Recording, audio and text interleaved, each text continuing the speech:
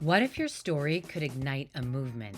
At New Solutions Network, we merge truth, resilience, and reinvention, fueling shows that cut past the noise and light up what really matters: human potential.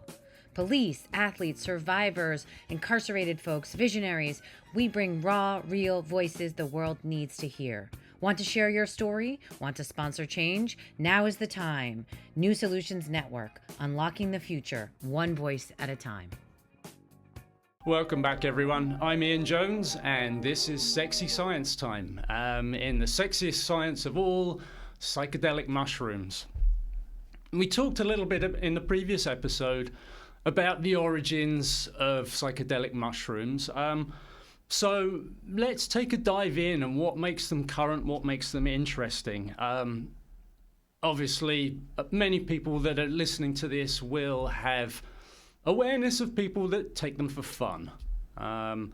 That's certainly one reason to do it, but there are some very special properties of psilocybin that have therapeutic benefit, and I'm going to dive into that, and we're going to talk about the experience of low dose and high dose psilocybin consumption.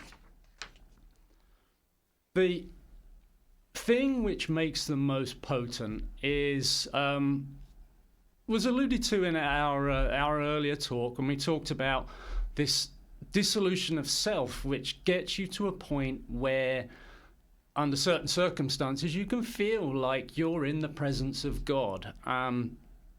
It's a condition of in the brain that is very interesting. And we'll talk in a little more detail about the effects and what those are like. But for now, I want to dive into a little bit of the science of it.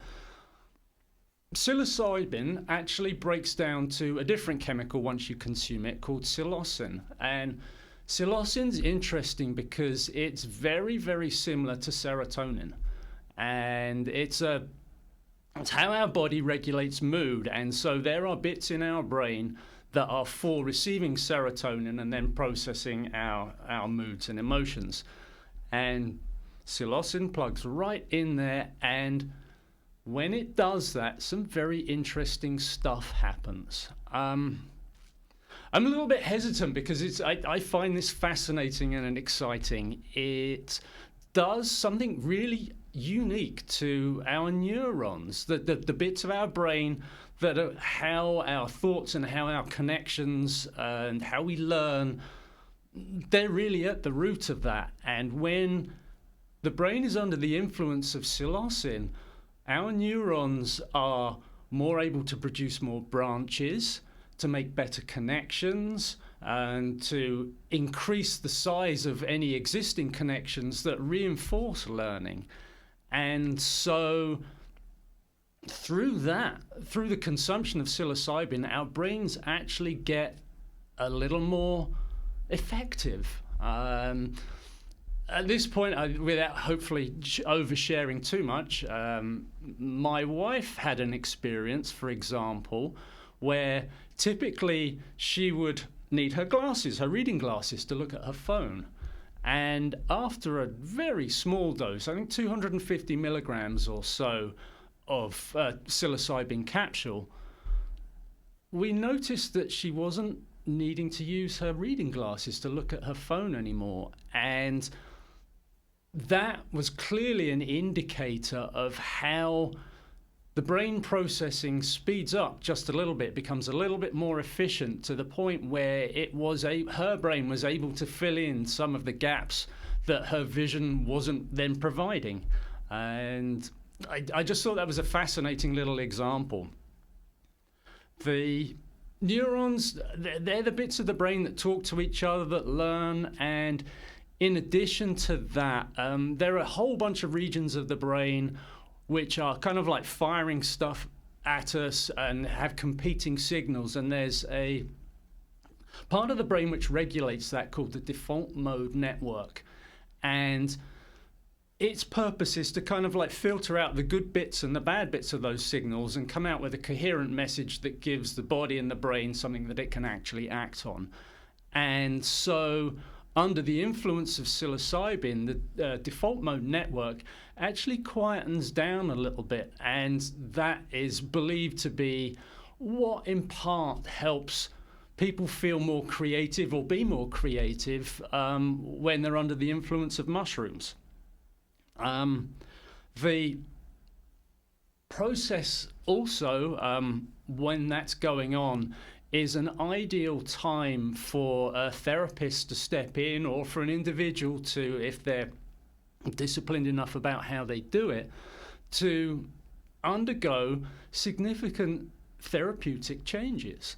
Now, I have to shout out to Netflix's Fantastic Fungi, because this is how I became aware of this whole process. And the Multidisciplinary Association of Psychedelic Science, or MAPS for short,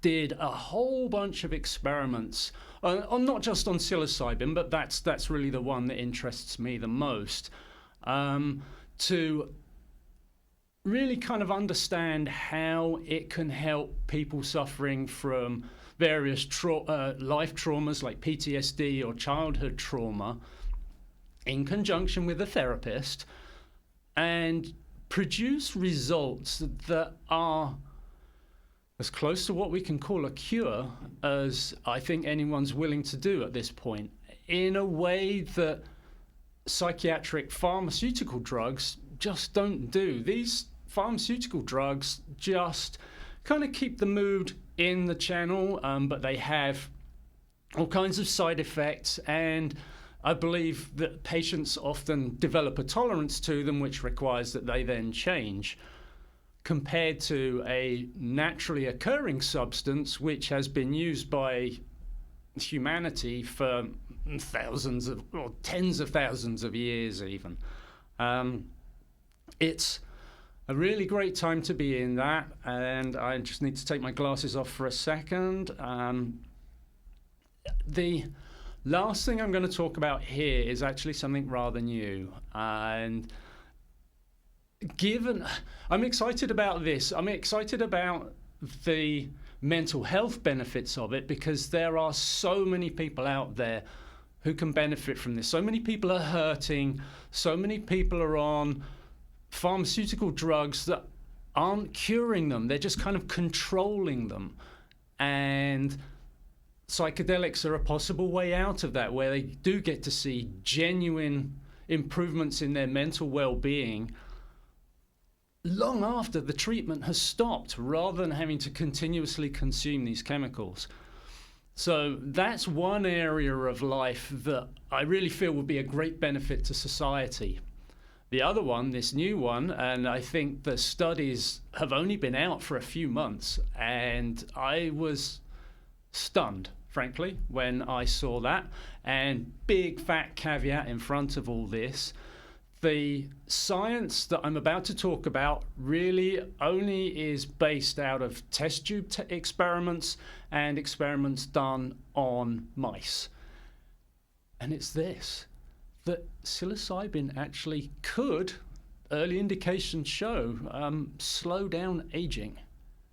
The effects it had on these geriatric mice, they picked mice that were used in pharmaceutical science for exploring healthcare for the elderly, and some of the age-reversing effects that they saw in those mice in terms of their grey fur gaining back colour, and living twice as long as I believe it's twice as long, but it may be like 50% as long. I can't quote the numbers right off the top of my head. Things like that are just absolutely stunning. In the test tube, one of the things that they discovered is that it preserves the ends of the chromosomes, and the telomeres, as they're called, are the tips of your chromosomes. And as we age, these weaken, and they're an underlying part of what getting old means for typical humans in terms of memory, digestion, physicality, and so on. So I'm just going to leave you here with these thoughts at the end, that there may be an additional magical property that psilocybin mushrooms have. Think about that. Thank you for listening.